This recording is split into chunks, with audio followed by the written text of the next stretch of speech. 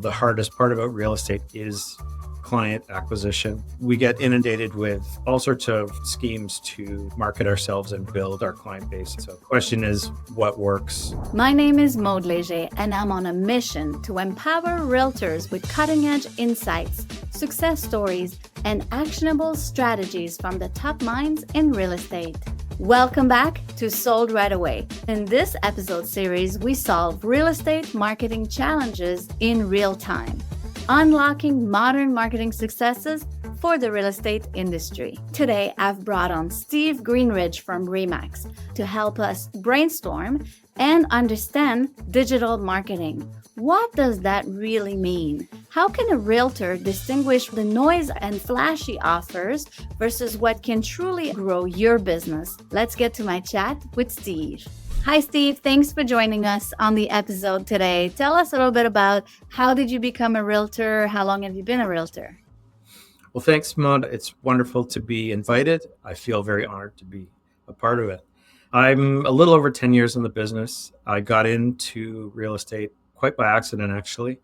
I was in a family business for about 30 years in the wholesale distribution of sporting goods. I always like to learn new things. I've taken courses throughout my career in sales. I started taking real estate really just to learn more about it. I sort of fell into it. And it's been over 10 years now. I started with a great brokerage in Stouffville at Century 21, really supportive brokerage, a lot of great people. I've migrated, as we all do in the industry, to different brokerages for different reasons. Now I'm at REMAX Millennium, one of really Canada's number one pre-construction brokerages, as well as, they have terrific support systems. I've done commercial, residential, buyers, sellers, pre-construction, rural properties, all sorts of stuff. It's a lot of fun and you find new challenges all the time. I always say I learn something new through every transaction. Thank you. And then tell us a little bit more. Throughout those 10 years, you've had some valuable lessons. We talked about how you would have preferred to be in the pre-construction earlier. Now that you have all this world of experience, what are you looking forward to for the next 10 years of your career? Yeah, the pre-construction game for a lot of agents when you're starting out is very intimidating. There are agents that's all they do. It's a bit of a different animal, but it's very interesting. And in Southern Ontario, we have amazing projects, which is a lot of fun to learn about all the new projects and bring them to your clients. It's very competitive, just as with every part of real estate. You have to have a skill set and learn how to promote that properly. So it's very different than traditional residential real estate. Right. For the next 10 years, I definitely am looking at expanding my business, developing a team.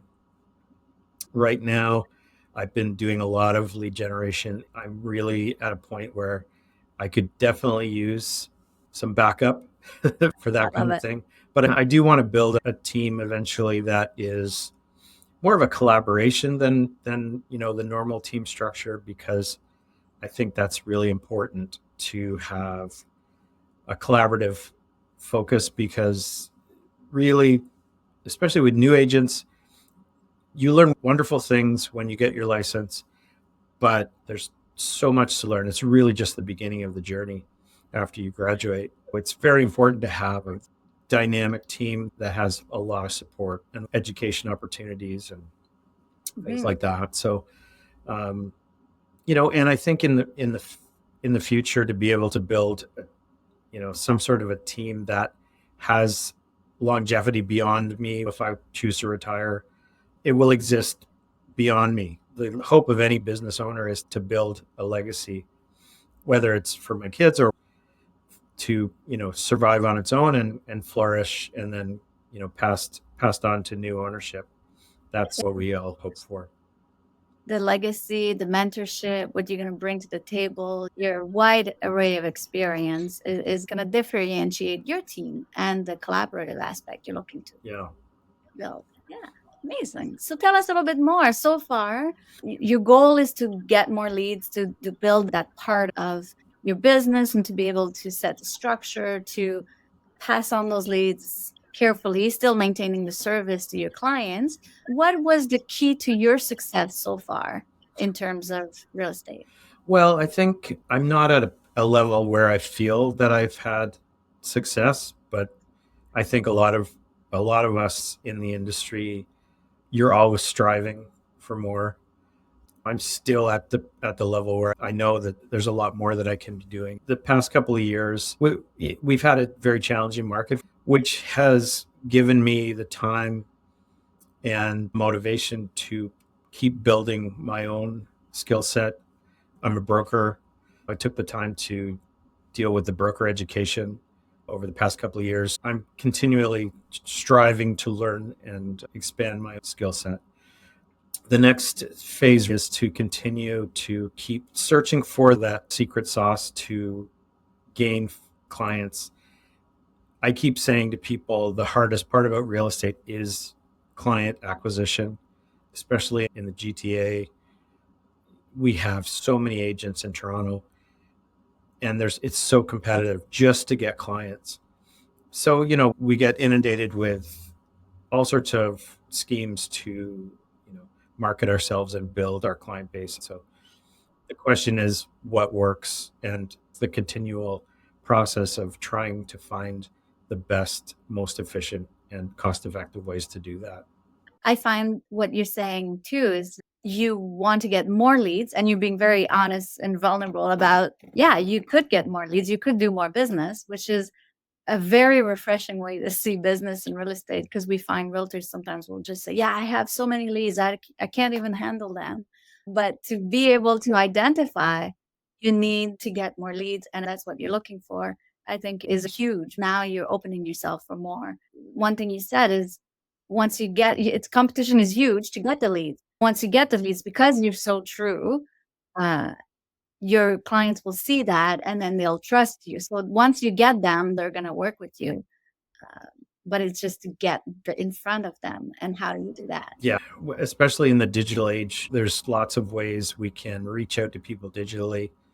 But in the end, because of the highly competitive nature, the real question for me is how do I keep top of mind in that client's mind and ensure that I'm giving them education, I'm giving them content that is useful to them, and then hopefully as they evolve in their real estate journey, our team will be on top of their list. With digital marketing, it's so easy, relatively speaking, to reach out to many people, but all of our competitors are doing it. How do we retain that client's attention? Many people in real estate, it's very funny. I mean, I suppose it's the same with many types of consumer purchases like cars and things like that. You tend to start to browse. If you're buying a new car, you're browsing, you're looking at Mercedes, Ferrari, but perhaps you only have enough money for a Mazda. You spend a lot of time inspirational searching. It's the same with real estate. People start clicking on Facebook ads to get lists of properties when they're 2 years away from any reality of purchasing. So that's one of the challenges in our industry, is to appropriately target those people at the right time early on with some great education and some welcome, and then keep them in our database in a meaningful way so that when they come to the serious part of purchasing, we're there to help them, and we haven't forgotten about them and they haven't forgotten about us. Yeah, I'm hearing like the noise of digital marketing. It's noisy. There's a lot of competition. There's a lot of agents out there. But from the leads perspective, they might not be ready for 2 years. So how do you maybe categorize them into long-term nurture, short-term nurture? The challenge too with real estate is it's rare that somebody will just find you on social media one day and be ready to spend $2 million with you. Well, all the digital marketers and lead generation companies love to tell you, oh, I had, Joe Smith, the first lead we sent him bought a $3 million house. Everybody loves that story. But I think in reality, we all know that is, that's why we buy lottery tickets too. Realistically, you're right. Because we might win. Realistically, that's a huge win, but that's not a day-to-day thing and not an actual promise anybody can make and sustain. So yeah, I'm with you there on the challenges. And one thing I usually talk about is acknowledging that, yeah, there's a lot of noise, competition, and a lot of people out there clicking that might not be ready or ever be ready. How do you solve that kind of marketing challenge? And the number one thing I talk to people, and we discussed that earlier when we spoke, was about what works for you. Because digital marketing should always be integrated with traditional marketing as well, because digital marketing is marketing. So digital marketing is a new buzzword, but how do you integrate that with traditional marketing or your strength or your personality? You're out there, you're selling yourself. So it's not just putting an ad on Facebook that's going to sell this client on you. So for you, when you think about yourself and your business, what has worked for you? What has been a success? Early on in my business, I used to do a lot of open houses. I would do open houses for my brokerage, any of the agents. I would do vacation coverage. I opened myself up to really anything. I spread the word that if you're busy, if you can't do an open house, just hit me up. I'll take it. And I really enjoyed doing those. And it did help my business. I did get deals through those. During COVID, obviously, we couldn't do that, which was quite a big shame because they are a lot of fun to do as a realtor. I think we're getting back into that realm now. Now we're sort of post COVID. We're ready to become more in front of people than we were. That was a big part of my early um, development. You do flyer drops, you do those kinds of different things. I never really did focus. I know a lot of agents like to focus on a certain neighborhood and sort of try to become the local hero in a certain area. Through my business, for whatever reason, I never really focused in that respect. And I was going all over the place. That's one of the things I'm looking forward to again, to develop more in-person opportunities like open houses and things like that. It's some special events. There's some great special events you can do, like barbecue festivals, community festivals, fall fairs, spring fairs, things like that. I think that's a really useful thing too, especially if you have a support system or a support team with you. It makes it easier to do those kinds of things. They're a lot of fun to do too. Yeah, your digital marketing strategy should be part of a marketing, the overall umbrella marketing strategies that includes listings, your own, other agents' listings, events. How are you nurturing your clients? What else are you doing to keep in touch with them, to keep top of mind, to remind them that you're a realtor without being like always, I'm a realtor, call me. It's true. There's a fine line between sort of browbeating people to say, hey, use me. But in the end, Yeah.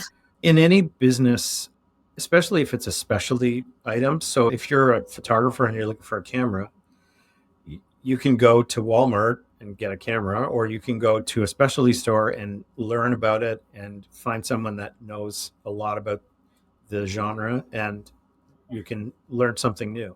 I've always been that kind of a person where if I'm doing something, I want to learn about it first. So I think it's really important as realtors that we're educating people and giving them knowledge and not necessarily asking for something in return. It's important to give this kind of knowledge without the idea that something's going to come back. Because if you help enough people, it will come back to you. That's important. Yeah, that is so true. Put quality content out there, and then people will come to you instead of always trying to get the clients, throwing your business cards in the air. And it's like throwing spaghetti to the wall and see what sticks. And there's so many of these, especially now. It's like a TV commercial. Call now for this deal or that deal, and that's nice to have like a really strong hook where it compels someone to contact you. But at the same time, you got to sort of tee that up with some very good information to make them realize that, oh, okay, that's a good viewpoint on that subject. I really need to contact that person and learn more. I mean, that's the goal. You don't want to say, okay, I can, and this with digital marketing in real estate, I really have an issue with some companies that are like, you have this, get a list of homes under 600,000. You post a gorgeous, lavish mansion, and it's like, Yeah. come on, that house is not 600,000. Maybe in a 6-hour drive from here, but not anywhere in a realistic, environment is that house that. So the bait and switch thing is a big problem in our industry and with every industry. And when you're online and you're scrolling late night on your phone, there's always some kind of, there's a Rolex watch for $200. Okay. Yeah. That's not real. Yeah, and consumers, buyers and sellers are getting more and more educated, so they are able to see which realtor can they trust. Yeah. Because so many of them will not be realistic, I guess. Yeah, there's a saying in real estate, they call it commission breath, but when you're trying to sell too hard, it's the desperation of, Yes. there are some people out there that literally, they won't give 5 minutes on the phone or 10 minutes on the phone to someone who has a question about, well, I don't have money right now, but I want to buy, and here's why I want to buy, and what do you think? What should I do? There's many people that are like, oh, well, call me in 2 years when you have money. Call me when you're ready. Yeah, which is, it's not that's they're not going to call you. I guarantee that. No. But if you spend 10 minutes on the phone and help them with their questions now, they're going to come back to you later when they're ready. Yeah. I mean, that's really the goal. Yeah. And in terms of marketing, when you're thinking about marketing strategies, have that as a possibility and a procedure. So yes, if somebody calls to ask a question and they're not ready, how can you market to that person long-term until they are ready without putting too much effort either? Like, you don't want to burn yourself on leads that are 2 years from now. Yeah. So what can you automate? Can you create a workflow in your email for nurturing long-terms, keeping in touch with them, checking in, hey, a month from now, 2 months from now, a calendar reminder that says, have you implemented those tips for your budget? Or have you talked to a mortgage broker? Where are you at? So that's a huge thing, because especially in the sense of, like tools of the trade for new realtors, a CRM, a good CRM is absolutely essential. You just can't do the business. You can't do business without one. no. But with email systems now, they're getting smarter and smarter, and things are getting filtered a lot more.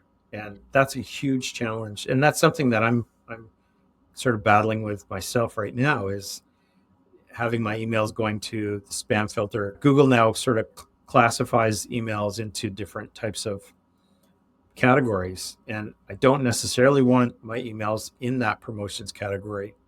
I want them a little bit more higher priority. So, and certainly into the junk filter, which is, that's horrible. Nobody goes.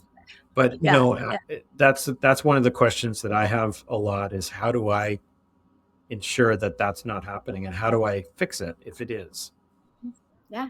One other thing I would say for sure right away, like, see an overview of what your marketing strategy would be in terms of email. So that's just one block of your marketing, and have monthly emails that will go into promotions, have one-on-one emails so you can put in your CRM either reminders for yourself or events calendar in your calendar that says touch base to these different people. Yeah. Someone who asks you for a 2-year plan, you can put 6 months reminder for 2 years. That's only four reminders to send an email personally. Yeah. But that will go straight into their mailbox, and it will be personal to them.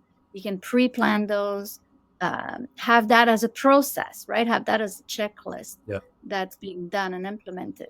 Because also, you're not dealing right now with 100 of those leads a day, a week, a month to juggle. So I think it's important to set up your systems now for that when you have a team. Yeah. And there are 100 leads coming in, then you're ready. Yeah. Automations are really important too. Having a good CRM that has automations or has the capability to do that. So like with Facebook, the nice part is, if you're doing Facebook ad, if someone fills out the lead form, it goes right into your CRM, CR. and then there's an automation that kicks in immediately and sends them a welcome email or text or whatever the case, Yeah. and then puts them on an initial drip campaign. Yeah. That then you augment with your phone calls or meetings or Calls. things like that. And that's what's important. It's just not to just rely on the digital, not just rely on the automation. Have that set up strong, and then throw in a couple of personalized email, phone calls, touch base, events throughout the year, and then that's a win Mhm. for you and for your Yes. leads, definitely.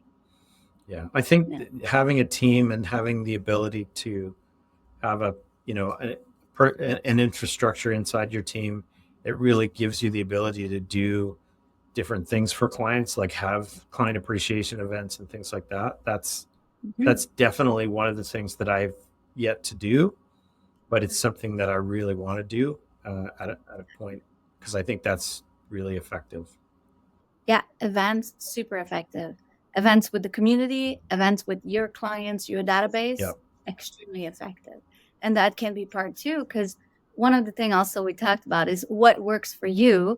Like if I say cold calling, door knocking, do you cringe? Do you like your I shoulder gets tense? I don't want to do that. Everybody does. I don't know who doesn't. I mean, when I meet people that are like, "Oh, I love door knocking," it's like, you're a big liar. Like nobody loves door knocking. Yeah, definitely. And I find yes. So in terms of your marketing to fix your challenge is make sure it's genuine to you.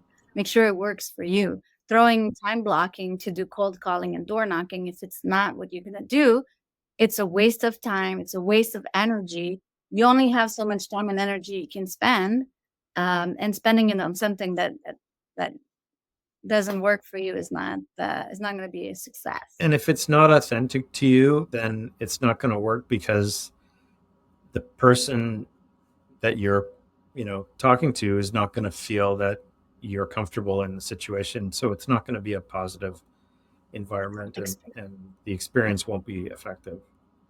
No, definitely not. No, I love it. I love it. Do you have anything that stood out to you? One thing that you feel you want to apply in your business right after this call, or Well, I mean, I am in I'm in a situation now where I'm looking for really effective lead generation methods. Digital marketing is such a blanket term. The challenge, I think, overall, we run into things like SEO, we run into things like effective email campaigns, yeah, effective advertising, content creation. Now we have TikTok, we have Instagram, we have Facebook. I mean, you can spend your whole day just doing that kind of stuff. But again, one of the blocks I've been having lately is how can I build my Instagram following organically, with effective followers. I mean, obviously we can buy lots of followers, which are it's completely useless and it's a complete waste of time. no. Yes, But absolutely. Because yeah, that's not gonna and work. that's That's yeah, totally waste time. that's been a huge challenge for me for quite a while. Is like, okay, why is my digital marketing tools not producing? Yeah. And I think digital marketing is seen as, like you said, a blanket of so many things. There's ads, there's emails, there's SEO, but also that digital marketing is also such a small drop in the marketing strategy. And that's where it's the biggest realization and mistake that people will make is to think digital marketing will solve all their problems. Yeah, It's can you have an overview look over your digital marketing and see what else can you put it in there that is going to be more successful, that would be less waste of money, less waste of time, yeah, and bring you more results. yeah. Because getting a million followers on Instagram and buying those followers is not going to help No, you. it's purely ego, and in the end, unless you're getting engagement, you're wasting time. Is the goal of your marketing should be securing real leads that are looking Yeah, for someone like you yeah, to buy or sell a house, whether it's now or 2 years from now. Like, this is what you should be focusing on and nurturing. Yeah. Yeah. And that's really the key. That's a good point, is that most transactions are happening, most real estate is not an immediate process. People just don't walk into a real estate office and say, okay, I want to buy a house today.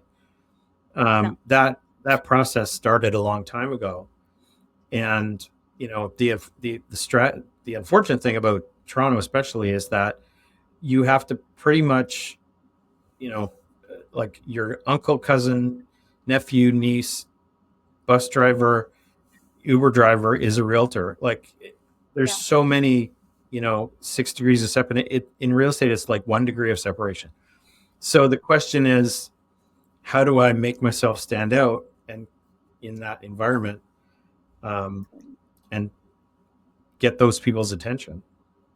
Do you have any sort of advice you would give to other realtors right now in your industry? Well, I think, starting out right now, obviously, for new people, and I was chatting with a client yesterday, and he's like, I've been thinking of getting into real estate. What do you think? The number one thing right now is the way that real estate is structured. Getting into a team early in career is really important. Or, in a brokerage that has a huge mentorship component. But, right now, because of all the activity in the industry, we're in a fairly challenging market. Patience is important. Not falling for all the, buzz stuff that you can jump into, and, pouring money down different drains is not, it's not the way to do it. Yeah. And just be patient and know you will find success. It's just going to take, it can take some time. Just get yourself out there and, see what you can do. I love it. Such great advice. Super awesome conversation. I'm excited to put something together for you. Thanks. And follow up and see how that works out for you. Great. Well, I appreciate the opportunity. Thank you. Thank you. And thank you for joining me on the show today. That was awesome. Look forward to talking to you again soon. Thank you for tuning in to Sold Right Away. Don't forget to subscribe and leave us a review wherever you listen to your podcast. If you're ready to take your real estate career to the next level, visit us at Sold Right Away for more resources and support. Until next time, make every action count.